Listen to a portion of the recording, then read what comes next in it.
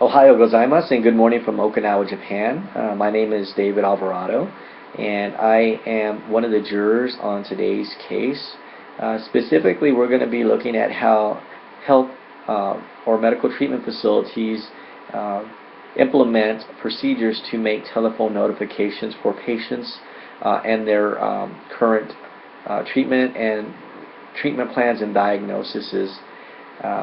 All of this information is protected under the HIPAA laws of 1996. Basically, there has to be consent given by the patient on who is able to receive the information. Today's case we are going to be reviewing involves the plaintiff, Mrs. Jones, who is represented by Michelle Acuna, and the defendant, who is represented by Willie Atkinson, and the defendant is Ms. Beverly, who is an employee of St. Ashford's Hospital.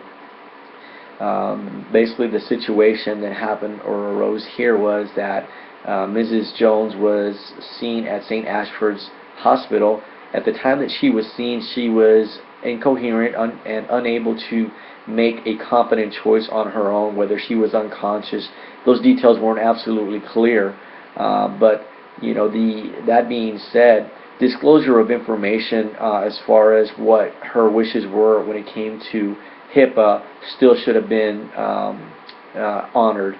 Anytime that a patient presents to a medical treatment facility, especially in a place such as an emergency department or something of that nature, the medical treatment facility can act under implied consent if the patient is unable to properly give consent if they need to implement life-saving measures.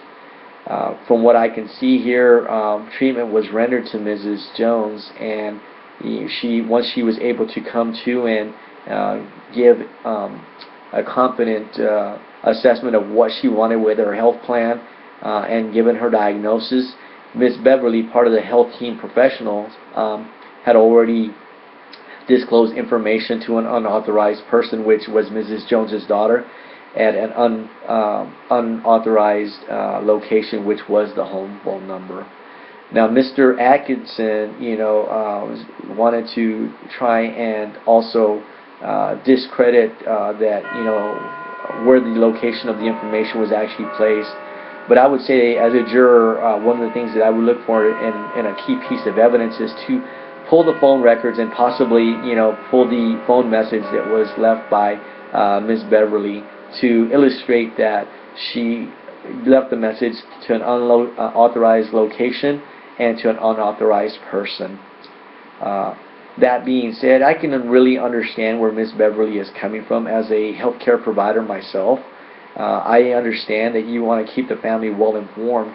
That being said, when a patient specifically states they want nobody to be informed, the care and the information that they receive about their care belongs solely to the patient and not to the medical treatment facility to do with as they want without their express written consent. Therefore, I believe that in this case it's a clear indication that the HIPAA laws were violated, and I would like to side with the plaintiff.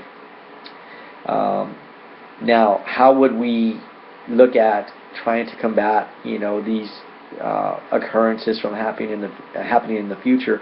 Mrs. Jones stated that she would be happy to let things kind of stand as they are as long as the issues were taken care of. But in order to ensure that another deviation from the established guidelines would be to provide additional training to the healthcare provider within the medical treatment facility, especially if you're dealing with two different kinds of records, whether it be a hard copy record that has the HIPAA information, consent form from the patient in that hard record, or whether it's done electronically via the electronic health record.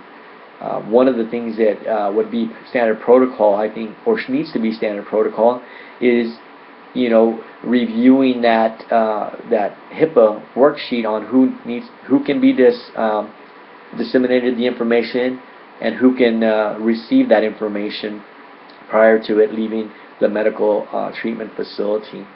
So in summary, again, I believe that Mrs.